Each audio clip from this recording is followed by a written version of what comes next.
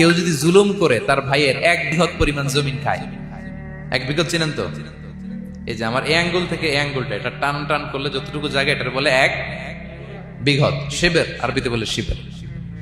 হ্যাঁ, মান যালামা কিদা শিবের। বিষ্ণু বলেন এই 1 শিবের 1 বিঘত জমি যদি কেউ অন্যায় ভাবে জুলুম করে তার ভাইয়ের কাছ থেকে খায়, কিয়ামতের দিন তুবিকা আলাইহি 7 আরাদিন, এই 7 জমিনকে আল্লাহ তাআলা তার ঘাড়ে চাপাবে। খা এবার, খা।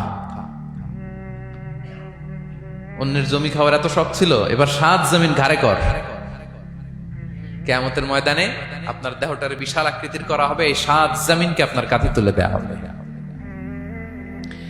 এজন্য আমরা অন্যের রাইটস, অধিকার যেন নষ্ট না করি, কারো উপর যেন জুলুম না করি, কোনোভাবেই না। আমরা নানাভাবে এই জুলুমটা করি। আমরা প্রায় দাদার সম্পত্তি থেকে ফুফুদেরকে বঞ্চিত করি। হ্যাঁ, নিজের ভাই আরেক ভাইকে, আপন ভাইকে, জালিমদেরকে আল্লাহ তাআলা পছন্দ করেন না।